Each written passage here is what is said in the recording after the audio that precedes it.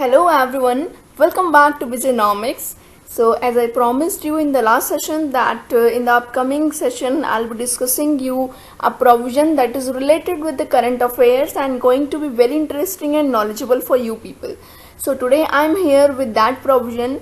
All of you must have heard about the Vizag gas tragedy that happened on the 7th May 2020. So today we'll be discussing the provision related to that tragedy. So it's my request to all of you that watch the part 1 and part 2 before. So let's move forward. Chapter 4 तक हम अपने part 2 के session में discuss कर चुके थे. Okay, यहाँ हम डिस्कस करने वाले हैं chapter 4A. It contains the provisions relating to the hazardous process. Section 41A से लेके सेक्शन 41H तक ये प्रोविजन को डिस्कस किया गया है. तो विजाग गैस लीक ट्रेजेडी के बारे में आप सभी ने सुना होगा, जो कि 7th मई 2020 को हुई थी. In the early morning of 7th May 2020 harmful gas was leaked from the LG polymers. LG polymers जो कि प्लास्टिक प्रोडक्ट मैन्युफैक्चरिंग यूनिट है विशाखापट्टनम में, उसे स्टीरीन नाम की गैस लीकेज हुई जो कि इतनी हार्मफुल थी लोगों को कि वो समझ भी नहीं पाए कि चीज़ें क्या हो रही है. उनकी तबीयत अचानक से बिगड़ गई और कई सारे लोगों की डेथ हो गई इस ट्रेजिडी में. भोपाल गैस ट्रेजिडी के बाद एक बहुत बड़ी ट्रेजिडी माना जा रहा है विजाग गैस ट्रेजिडी को. सो ये कोई करंट अफेयर अब एसोसिएट हो गया है हमारे चैप्टर 4A से, provision related to the hazardous process. So ये प्रोविजन अब एग्जाम के पॉइंट ऑफ व्यू से बहुत ही इंपॉर्टेंट हो गया है. So let's discuss the sections. सबसे पहला सेक्शन है section 41A, constitution of the site appraisal committee. State government एक साइट अप्रेजल कमेटी का कॉन्स्टिट्यूशन करती है जो ये देखती है कि फैक्ट्री अगर कोई इस्टेब्लिश होने जा रही है, उसकी एप्लीकेशन आई है, तो फैक्ट्री जिसमें हैजार्डस प्रोसेस इन्वॉल्व है. So this committee will basically inspect कि जिस एरिया में फैक्ट्री इस्टेब्लिश होने वाली है वहाँ पे क्या क्या प्रिवेंशंस लेने होंगे जिससे कि वहाँ के जो बाकी रहने वाले लोग हैं उन्हें कोई हार्म ना हो इससे, और फैक्ट्री वर्कर्स को भी कोई हार्म ना हो. तो ये कमेटी बेसिकली इंस्पेक्ट करेगी, देन स्टेट गवर्नमेंट को एडवाइस करेगी. अब चेयरमैन की बात करें, chief inspector of the state will be the chairman of this committee. अगर अदर मेंबर्स की हम बात करते हैं अगर, तो एक सेंट्रल बोर्ड का रिप्रेजेंटेटिव और एक स्टेट बोर्ड का रिप्रेजेंटेटिव होगा. ठीक है, for the prevention and control of the water pollution, जिसे अपॉइंट करेगी central government. A central board and state board representative will also be there for the prevention of and control of the air pollution. ठीक है, तो एक central state board का representative होगा water pollution के लिए और एक सेंट्रल स्टेट बोर्ड का रिप्रेजेंटेटिव होने वाला है एयर पॉल्यूशन के लिए, जो कि अपॉइंट किया जाएगा by the central government. And one representative of the department of environment and a representative of the metrological department of the government of India. An expert in the field of occupational health. Different occupations में जो factories हैं उनमें health के कैसे हम prevent कर सकते हैं किसी भी हार्मफुल सिचुएशन से, उन सारी एक्टिविटीज से बेसिकली प्रिवेंशन के लिए ऑक्यूपेशनल हेल्थ से रिलेटेड एक्सपर्ट्स होंगे. And a representative of the town planning department will be there appointed by the state government, and not more than 5 members. 5 से ज़्यादा members नहीं होंगे who may be co-opted by the state government. State government और भी members को appoint कर सकती है but should not more than 5.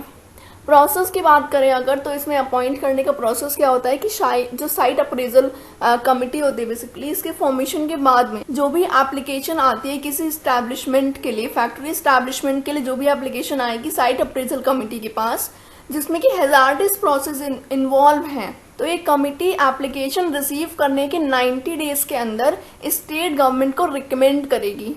ठीक है, अपना ओपिनियन उसके बारे में कि किस लोकेशन में इस्टेब्लिश होने जा रही है, इससे लोगों को क्या खतरा हो सकता है, ये सारी चीज़ें डिफरेंट पॉइंट्स पे मेजरमेंट करके ये साइट अप्रेजल कमिटी जितने भी एक्सपर्ट्स अपॉइंट किए गए हैं वो सारे ही अपनी राय स्टेट गवर्नमेंट को देंगे 90 दिनों के अंदर. ठीक है, and after getting the approval from the state government, जब स्टेट गवर्नमेंट से अप्रूवल मिल जाएगा, पहले साइट अप्रेजल कमेटी 90 दिन के अंदर स्टेट गवर्नमेंट को रिपोर्ट करेगी, फिर उसके बाद स्टेट गवर्नमेंट उसको गो थ्रू करेगी, देखेगी सारी चीज़ें, देन स्टेट गवर्नमेंट अगर अप्रूव कर देती है तो फिर फर्दर अप्रूवल लेना होगा bye the central and state board. Central और स्टेट बोर्ड से फर्दर अप्रूवल लेना होगा regarding the water and air pollution. Next is section 41B. It is about the compulsory disclosure of information by the occupier. अब occupier को क्या क्या information है जिनका compulsory disclosure करना है, वो सारी information जो hazardous process से related हैं, ऐसे hazardous process जो आपकी फैक्ट्री में होने वाले हैं जिनसे हेल्थ को कोई भी खतरा है, हेल्थ के लिए hazardous हैं, उन सारे ही प्रोसेस को ऑक्यूपायर को 3 पार्टीज को इन्फॉर्म करना है। वो 3 पार्टीज कौन सी हैं? पहले तो वर्कर्स, वहाँ पे काम करने वाले लोग, plus the chief inspector and the local authority. इन तीनों को डिस्क्लोज करना है and it is a compulsory disclosure.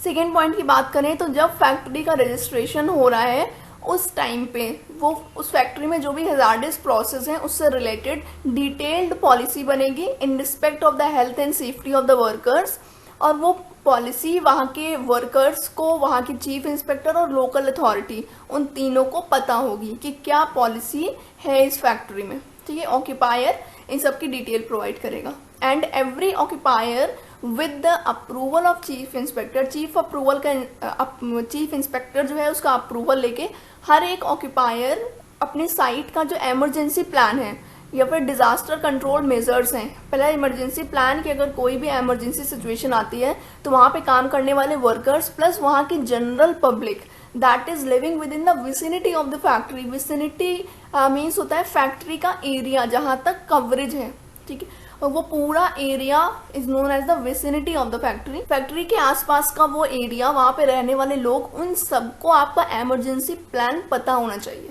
जैसे हमने देखा जो विजाग गैस ट्रेजेडी, तो क्या होता है, हमारा प्रोविजन क्या कहता है फैक्ट्रीज एक्ट का कि जब भी आप ऐसे कोई फैक्ट्री स्टैब्लिश करने जा रहे हैं तो हर एक ऑक्यूपायर एक एमरजेंसी प्लान और एक डिज़ास्टर कंट्रोल मेजर उसने क्या ले रखे हैं, क्या अगर कोई इमरजेंसी होती है तो क्या डिज़ास्टर कंट्रोल मेजर्स लिए जाएंगे, ये वहाँ पे काम करने वाले वर्कर्स प्लस वहाँ के एरिया के आसपास रहने वाले लोगों को इसके बारे में पता होने चाहिए। क्योंकि अगर आपकी फैक्ट्री के आसपास रहने वाले लोग भी आपकी रिस्पॉन्सिबिलिटी है when you are involve in any of the hazardous process.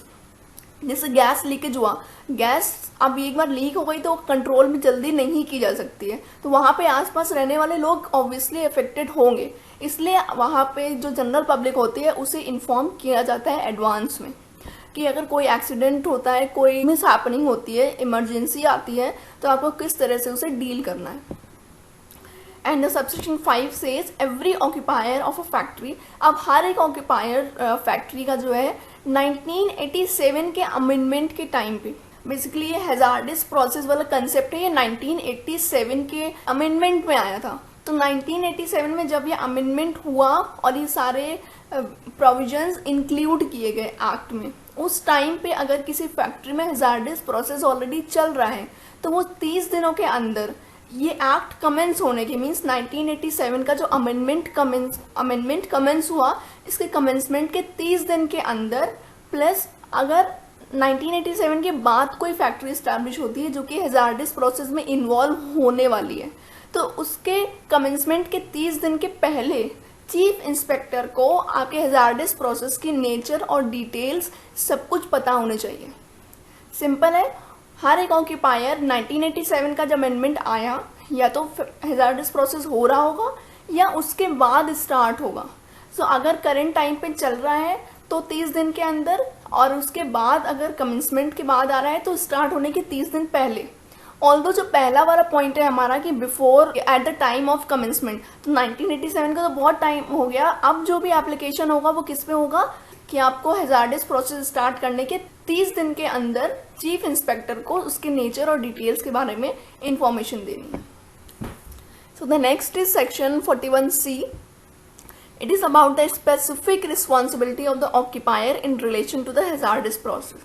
तो फैक्ट्री में अगर हैजार्डस प्रोसेस चल रहा है तो ऑक्यूपायर की कुछ स्पेसिफिक रिस्पॉन्सिबिलिटीज बनती हैं, जिसमें सबसे पहली रिस्पॉन्सिबिलिटी ये है कि वहाँ पे काम करने वाले वर्कर्स का up to date health record maintain करके रखा जाए। अब हेल्थ रिकॉर्ड मेंटेन करने से बेनिफिट क्या होगा कि वहाँ पे काम करने वाले लोग जिस भी केमिकल या टॉक्सिक के साथ वर्क कर रहे हैं, उन हार्मफुल सब्सटेंसेस का वर्कर्स की हेल्थ पे क्या इफेक्ट आ रहा है, ठीक है, इस चीज़ को हम मेज़र कर सकते हैं। अगर कोई भी नेगेटिव इम्पैक्ट आ रहा है तो उसे कंट्रोल करने के लिए प्रिवेंटिव मेजर्स लिए जा सकें, इसलिए ये सारे एक्टिविटीज़ होती हैं and occupier has to appoint the person who possess the qualification and experience in handling the hazards. तो जो भी हैजार्डियस प्रोसेस हो रहा है उसको हैंडल करने के लिए प्रॉपर, ठीक है, लाइक अगर कोई इमरजेंसी होती है ऐसे सिचुएशन तो उसे हैंडल करने के लिए प्रॉपर एक्सपीरियंस्ड और क्वालिफाइड पर्सन्स को अपॉइंट करना है ऑक्यूपायर को अपनी फैक्ट्री में। अब ये जो एक्सपीरियंस्ड पर्सन अपॉइंट करना है हैजार्डस प्रोसेस की नॉलेज है जिसको, इसके एक्सपीरियंस और क्वालिफिकेशन से रिलेटेड अगर कोई भी क्वेश्चन अराइज होता है तो इसमें फाइनल डिसीजन होगा चीफ इंस्पेक्टर का। प्लस अब बात करें हम मेडिकल एग्जामिनेशन की, तो वर्कर का मेडिकल एग्जामिनेशन पहले 2 स्टेजेस में होगा। पहले काम स्टार्ट करने के पहले, बिफोर स्टार्टिंग द वर्क, वो हैजार्डस प्रोसेस में इन्वॉल्व हो उससे पहले हमें उसका चेकअप करना है, हेल्थ चेकअप करना है प्रॉपर, उसके हेल्थ रिकॉर्ड्स को मेंटेन करना है। And secondly while continuing in such job, जब वो जॉब कंटिन्यू कर रहा है, एक बार आपने जॉब में इन्वॉल्व होने से पहले उसका हेल्थ चेकअप किया, प्लस जब वो कंटिन्यू उसमें वर्क कर रहा है तब आपको बीच बीच में पर्टिकुलर इंटरवल्स में उसका हेल्थ चेकअप करना है, हेल्थ रिकॉर्ड्स मेंटेन करने हैं जिससे हम चेंज को मेजर कर सकें। और ये इंटरवल 12 मंथ से एक्सीड नहीं होना चाहिए। लाइक आपने वर्क स्टार्ट करने के पहले तो मेजरमेंट कर लिया, उसके बाद मेजरमेंट करना छोड़ दिया, 2 साल में किया पता चला, तो ऐसा नहीं चलेगा। आपको फैक्ट्री वर्कर के इन्वॉल्व होने के 12 महीने के अंदर उसका मेजरमेंट करना ही है। मीन्स हर एक 12 महीने में एटलीस्ट एक बार आपको हेल्थ चेकअप करना है और रिकॉर्ड्स को मेंटेन करना है। सेक्शन 41D की बात करें तो deals with the power of central government to appoint the inquiry committee. Central government के पास ये पावर है अंडर द सेक्शन 41D कि वो एक इंक्वायरी कमिटी को बना सके जो कि हेल्थ और सेफ्टी से रिलेटेड जो भी पॉइंट्स हैं उनको ऑब्जर्वेशन करे फैक्ट्री में, कि फैक्ट्री में ये सारे जो प्रिवेंशन से हेल्थ और सेफ्टी से वो लिए भी जा रहे हैं या फिर उनका नेग्लिजेंस हो रहा है। तो इस पर्पज़ के लिए एक सेंट्रल गवर्नमेंट एक कमिटी अपॉइंट कर सकती है। नेक्स्ट है सेक्शन 41E जो इमरजेंसी स्टैंडर्ड्स के बारे में बात करता है। सेंट्रल गवर्नमेंट को अगर ऐसे लगता है कि किसी भी फैक्ट्री में प्रॉपर स्टैंडर्ड्स नहीं लिए गए या फिर कोई स्टैंडर्ड्स नहीं लिए गए, या तो जो स्टैंडर्ड्स लिए गए सेफ्टी के लिए वो प्रॉपर नहीं है, दैट आर इनएडुकेट, और if no standards have been taken, so the central government is having the power to direct the director general of the factory advice service and the labour institution, वो इन दोनों में से किसी भी party को direct कर सकती है कि इमरजेंसी स्टैंडर्ड्स बनाए जाएं और उनका इन्फोर्समेंट कैसे होना है, सूटेबल स्टैंडर्ड्स, इससे रिलेटेड एक पूरा ब्लूप्रिंट बनाने के लिए सेंट्रल गवर्नमेंट किसी को भी डायरेक्ट कर सकती है। सेक्शन 41F की बात करें तो किसी भी फैक्ट्री में यूज होने वाले केमिकल और टॉक्सिक सब्सटेंसेस की लिमिट कितनी होनी चाहिए, परमिसिबल लिमिट, इसके बारे में बताया गया है। एक इसके लिए सेपरेट शेड्यूल बताया गया है फैक्ट्रीज एक्ट में जिसमें परमिसिबल लिमिट्स लिखी गई हैं according to the different chemicals and toxic substances used in the factories. Section 41G की बात करें तो deals with the workers participation in safety management. So आप सबको क्या लगता है, वर्कर्स का पार्टिसिपेशन होना चाहिए सेफ्टी मैनेजमेंट में? अकॉर्डिंग टू मी वर्कर्स का पार्टिसिपेशन डेफिनेटली होना चाहिए, because ultimately workers will be suffered. Okay, अगर कोई मिसहैपनिंग होती है या इमरजेंसी आती है कोई हैजार्डस प्रोसेस में इन्वॉल्व होने वाले वर्कर्स को, तो अल्टीमेटली वर्कर्स सफ़र करने वाले हैं। जैसे कि अभी विजाग गैस ट्रेजेडी में हुआ कि वहाँ के वर्कर्स ने सफ़र किया, बहुत सारे लोगों की डेथ हुई और वहाँ पे रहने वाले लोगों ने सफ़र किया। So the workers participation in safety management is all about कि हर एक ऑक्यूपायर को फैक्ट्री में एक सेफ्टी कमेटी बनानी चाहिए जिसमें कि वर्कर्स और मैनेजमेंट का इक्वल पार्टिसिपेशन हो, equal number of the representatives of the worker and equal number of the management representatives हों उस कमेटी में, जो कि कॉपरेशन को प्रमोट करें और ऐसे वेज निकालें, पीरियडिकली उनकी मीटिंग हो जिससे कि बेटर सेफ्टी स्टैंडर्ड्स और बेटर हेल्थ स्टैंडर्ड्स को अडॉप्ट किया जा सके फैक्ट्री में, and the preventive measures can also be taken. Next is section 41H.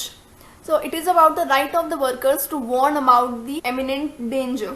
अगर वर्कर्स को ये लगता है, जो भी वर्कर्स फैक्ट्री एरिया में एम्प्लॉयड हैं और हैजार्डस प्रोसेस में इन्वॉल्व हैं, बेसिकली उन्हें अगर ऐसा लगता है they are having a reasonable apprehension that there is a likelihood of the imminent danger, उन्हें ऐसा लगता है कि कहीं किसी भी प्रोसेस में कोई डेंजर है जो कि लाइफ थ्रेटनिंग हो सकता है and harm the health of the workers and even can may cause the accident, so ऐसे किसी भी वार्निंग को वो लेके सीधे ऑक्यूपायर के पास जा सकते हैं, ऑक्यूपायर को नोटिस दे सकते हैं। इवन द एजेंट और मैनेजर और एनी ऑफ द पर्सन जिसके पास उस फैक्ट्री का चार्ज है, उसको वर्कर्स नोटिस दे सकते हैं किसी भी एमिनेंट डेंजर को लेकर।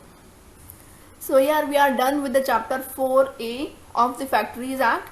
Provision related to the hazardous process are very important now from the exam point of view because current affair associate हो गया है कहीं ना कहीं उससे, directly associate हो गया है, I won't say indirectly. So इससे आपके एग्जाम में क्वेश्चन डेफिनेटली आने वाला है.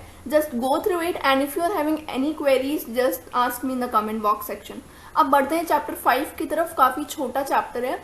It is about the welfare provision of the Factories Act. So section 42 सबसे पहला सेक्शन है वेलफेयर फैसिलिटीज़ में. वेलफेयर फैसिलिटीज़ में सबसे पहले वॉशिंग फैसिलिटीज़ हैं. फैक्ट्री एरिया में वर्कर्स के लिए प्रॉपर वॉशिंग फैसिलिटीज़ का अरेंजमेंट होना चाहिए and this arrangement should be separate for the male and female employees. ठीक है. एंड सेक्शन 43 की बात करें तो it is about the facilitating the storing and drying of wet clothing. जो भी वर्कर्स फैक्ट्री एरिया में वर्क कर रहे हैं वो अपने ड्राई क्लोथ्स को स्टोर कर सकें और जो वेट क्लोथ्स हैं उनको ड्राई कर सकें. इसकी प्रॉपर फैसिलिटी फैक्ट्री एरिया में होनी चाहिए. Section 44 is about the facilities for sitting. कई ऐसे वर्कर्स होते हैं जो लंबे समय से मशीनरी पे वर्क करते हैं इन दी स्टैंडिंग पोजीशन. खड़े खड़े उन्हें काम करना पड़ता है काफ़ी लंबे समय तक, तो इसके लिए प्रॉपर सिटिंग फैसिलिटीज़ होनी चाहिए जिससे वर्कर्स की एफिशिएंसी मेंटेन रखी जा सके. नेक्स्ट है section 45. It is about the first add appliances. First aid appliances की बात करें अगर हम फैक्ट्री में, तो अगर 150 वर्कर्स हैं, 150 और more workers are employed in any of the factory, so arrangement of the first aid box is mandatory. First aid box रखना मैंडेटरी है अगर 150 एम्प्लॉयज़ हैं. और अगर 500 एम्प्लॉयज़ हैं तो एम्बुलेंस की फैसिलिटी भी आपके फैक्ट्री एरिया में अवेलेबल होनी चाहिए. सेक्शन 46 की बात करें तो deals with the canteens. Provision, canteen का प्रोविजन ये कहता है कि अगर 250 या उससे ज़्यादा वर्कर्स काम कर रहे हैं आपकी फैक्ट्री में तो आपको प्रॉपर कैंटीन फैसिलिटी प्रोवाइड करानी चाहिए. सेक्शन 44 के according proper shelters, rest rooms और लंच रूम्स होने चाहिए अगर 150 या उससे ज़्यादा वर्कर एम्प्लॉयड हैं. लंच रूम्स आपने प्रोवाइड कर रखे हैं, राइट. तो फैक्ट्री वर्कर्स लंच रूम्स में ही लंच करेंगे, किसी और प्लेस पर लंच नहीं करेंगे. सेक्शन 48 की बात करें तो क्रेच की फैसिलिटी को डिफाइन किया गया है. क्रेच की फैसिलिटी वहाँ पे अप्लाई होगी जहाँ पे मिनिमम 30 वुमेन्स वर्क कर रही हैं, where 30 women workers are employed. अगर 30 वुमेन वर्कर एम्प्लॉयड हैं किसी फैक्ट्री में तो आपको क्रेच फैसिलिटी प्रोवाइड करनी होगी और ये क्रेच फैसिलिटी 6 ईयर्स से कम के एज के बच्चों के लिए होती है. सेक्शन 49 की बात करें, it is about the welfare officer. अगर आपके फैक्ट्री में 500 वर्कर्स काम कर रहे हैं, 500 लोग एम्प्लॉयड हैं, तो आपको वेलफेयर ऑफिसर अपॉइंट करना होगा. अगर आपको याद हो तो हमने लास्ट अपने वीडियो में सेफ्टी ऑफिसर की बात की थी. सेफ्टी ऑफिसर हम तब अपॉइंट करते हैं जब 1000 या उससे ज़्यादा वर्कर्स हैं. वेलफेयर ऑफिसर अपॉइंट कर रहे हैं जब 500 या उससे ज़्यादा वर्कर हैं. तो ये दोनों वर्ड्स कहीं ना कहीं हम लोग ईजिली इंटरचेंज कर लेते हैं, safety officer and welfare officer. But exam में these words actually makes a difference and can be responsible for your negative marking और the positive point, right. Section 450 की बात करें अगर हम, तो it deals with the power to make the rules. To supplement this chapter is in the hands of the state government. State government के पास ये पावर है कि वो किसी भी प्रोविजन को सप्लीमेंट कर सकती है, कोई भी रूल्स बना सकती है किसी भी सेक्शन से और प्रोविजन से रिलेटेड. इसमें बेसिकली इस चैप्टर में बहुत सारे डिजिट्स हैं वेलफेयर फैसिलिटीज़ में, चाहे वो फर्स्ट एड अप्लायंसेस से रिलेटेड हो, कैंटीन से रिलेटेड हो, क्रेच हो, वेलफेयर ऑफिसर हो. You have to maintain a figure of these numbers in your mind because इनसे बहुत सारे क्वेश्चंस फ्रीक्वेंटली पूछ जाते हैं. So we are done with the chapter 5. Now coming towards the chapter 6, working hours of the adults. Adults के working hours से related कुछ provisions को डिस्कस किया गया है इसमें. So before moving ahead I would like to ask the definition of adult from all of you.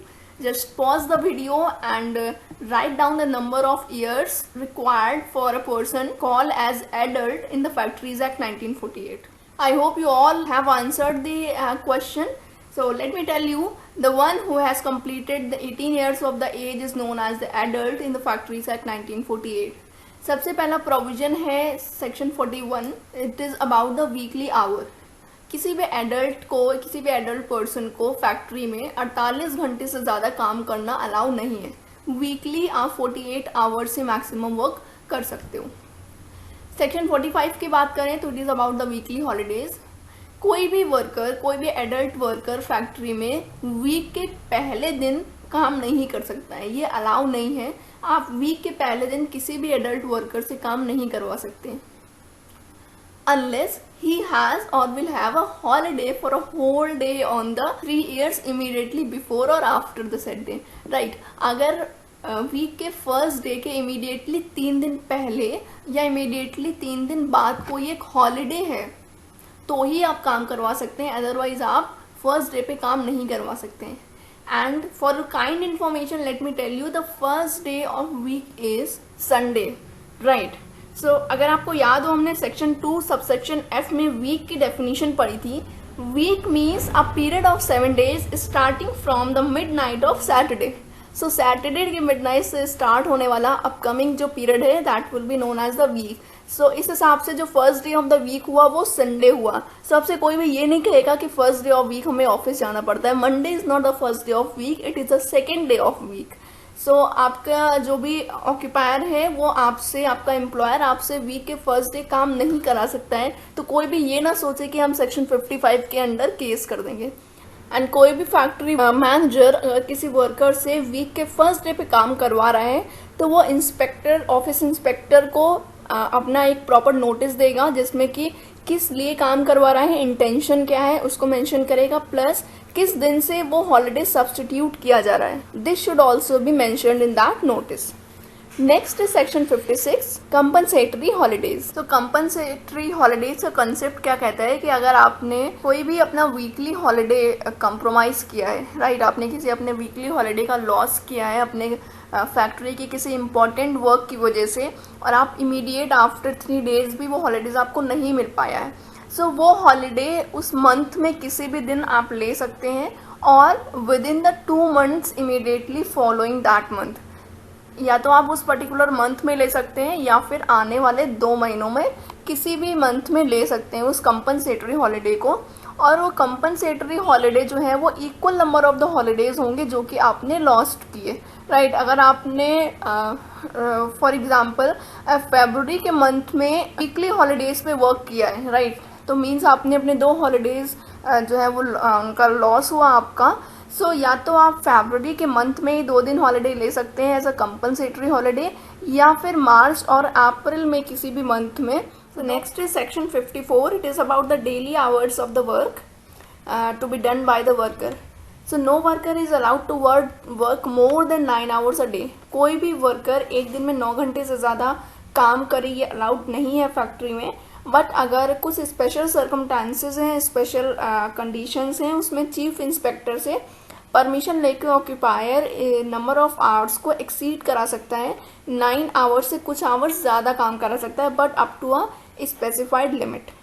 अगर हम सेक्शन 55 की बात करें तो it is about the interval for the rest. हर एक 5 घंटे के कंटिन्यूस वर्क के बाद after the continuous work of 5 hours, half an hour rest should be given to the workers. And by taking the special permission of the chief inspector, this continuous work period can be exceed to maximum 6 hours. ठीक है, but maximum 6 hours के बाद आपको half an hour का rest देना ही पड़ेगा।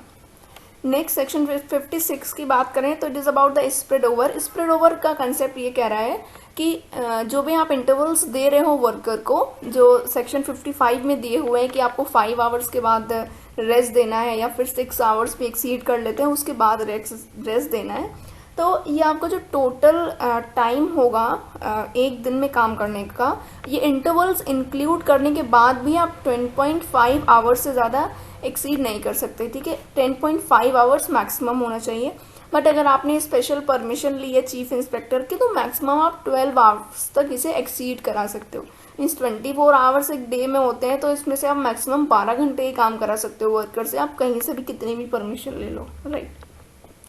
अब section 57 की बात करें तो it is about the night shift. तो कोई भी वर्कर अगर नाइट शिफ्ट कर रहा है देखो, and that shift is exceeding beyond the midnight. अगर जो भी मिडनाइट का टाइम फिक्स है नाइट शिफ्ट का, उससे ज़्यादा शिफ्ट एक्सीड कर रही है तो आपको उसको नेक्स्ट 24 आवर्स का रेस्ट देना पड़ेगा। जब भी आप शिफ्ट एंड करोगे, वर्कर जब भी शिफ्ट एंड करेगा उसके बाद उसे पूरा एक 24 आवर्स का हॉलीडे प्रोवाइड किया जाएगा। एंड ये जो 24 आवर्स का टाइम है वो शिफ्ट के एंड होने के साथ ही स्टार्ट हो जाएगा, राइट। और मिडनाइट के बाद जो भी वर्क किया है वर्कर ने वो प्रीवियस डे में ही काउंट होगा। लाइक अगर मिडनाइट तक वर्कर ने वर्क किया है उसके बाद भी 1-2 घंटे ज़्यादा एक्स्ट्रा काम किया है, आप वो बोलो कि नहीं वो 24 आवर्स में इंक्लूड है, तो ऐसा नहीं होगा। अगर उसने मिडनाइट के बाद 2 आवर्स भी वर्क किया है तो वो प्रीवियस डे में ही काउंट होगा और नेक्स्ट उसके बाद, उसके एंड होने के बाद उसे 24 आवर्स की लीव मिलेगी। So the next is section 58. It tells about the prohibition of overlapping of shifts. So employee की जो भी शिफ्ट्स हैं, वर्किंग शिफ्ट्स, उनका ओवरलैप नहीं हो सकता। मीन्स आप सेम एम्प्लॉय को सेम टाइम पे 2 जगह शिफ्ट्स में इंगेज नहीं कर सकते। You can not overlap the shifts. Next is section 59 that tells about the extra wages for over time.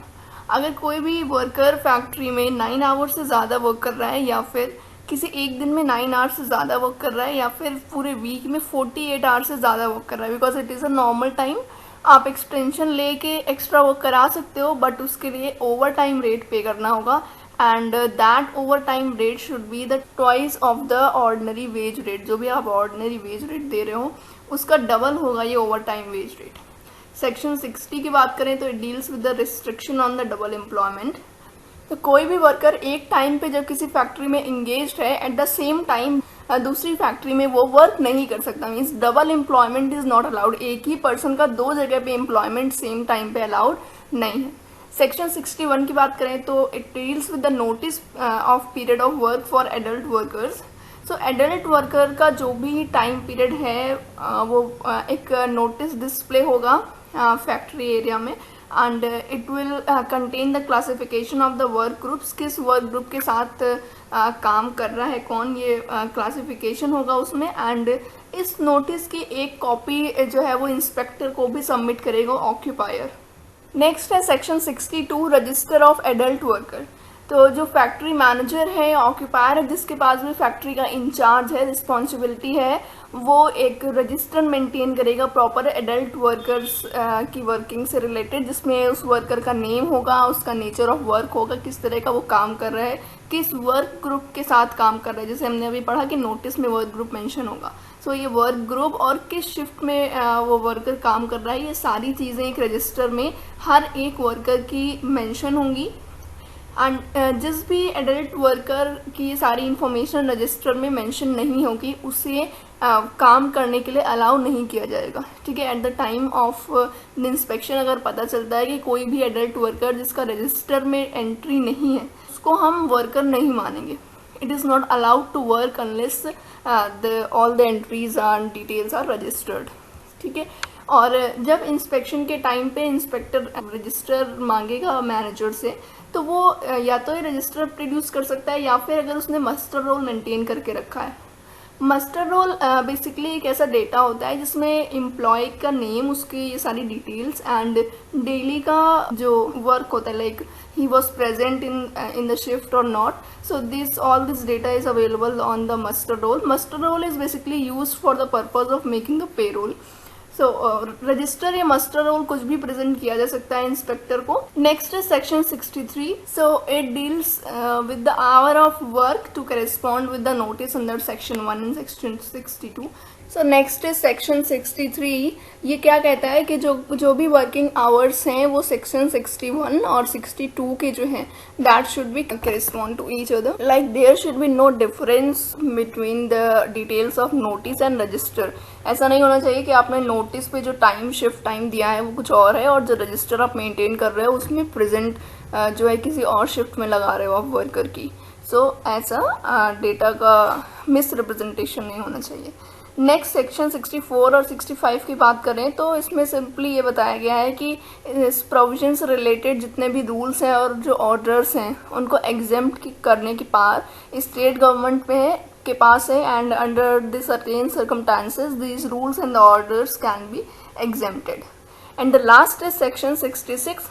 Section जो 66 है उसमें कुछ फर्दर वुमेन के एम्प्लॉयमेंट से रिलेटेड रिस्ट्रिक्शंस को डील किया गया है. तो पहला रिस्ट्रिक्शन ये है कि सेक्शन 54 में जो भी प्रोविजन दिया है डेली वर्किंग आवर्स से रिलेटेड, वो वुमेन के एम्प्लॉयमेंट के टाइम पे आप उसका कोई भी एक्सेप्शन यूज़ नहीं कर सकते. मीन्स जो नॉर्मल वर्किंग आवर दिया है 9 आवर्स अ डे, ठीक है, तो वुमेन के केस में आप ये 9 आवर्स को एक्सीड नहीं करा सकते हो स्पेशल परमिशन लेके. आप सिर्फ मेल्स के साथ कर सकते हो, फीमेल्स के साथ आप एक्सटेंशन नहीं कर सकते हो सेक्शन 54 का. And no women worker is allowed to work apart from the 6 AM to 7 AM. Like आप मॉर्निंग में 6 AM से लेकर इवनिंग में 7 PM तक ही वुमेन वर्कर से वर्क करा सकते हो. इसके अलावा वुमेन वर्कर को काम करना अलाउड नहीं है. बट अगर कुछ अथॉरिटी से आप परमिशन लेते हो उसके बाद भी आप मॉर्निंग में 5 AM से लेके इवनिंग में 10 PM तक ही वर्क करा सकते हो. इसके अलावा किसी भी सर्कमस्टांसेस में आप एक्स्ट्रा वर्क नहीं करा सकते. So here we are done with chapter 4A, 5 and chapter 6. I hope all of you have understood the provisions of the given chapters. And if you are having any queries or any doubt, you can directly ask me in the comment box section. Definitely I am going to answer you. So thanks for watching everyone. Stay tuned to our channel and don't forget to subscribe, because I am going to discuss each and every section of every of the act, and this is going to help you a lot because many of the people are preparing for the exams like the Epfo, UGC-NET and other competitive exams like for the PSUs and all. So just share video with your community, with your friends, so that everyone can get the benefit of this initiative. So stay tuned with us. Thank you.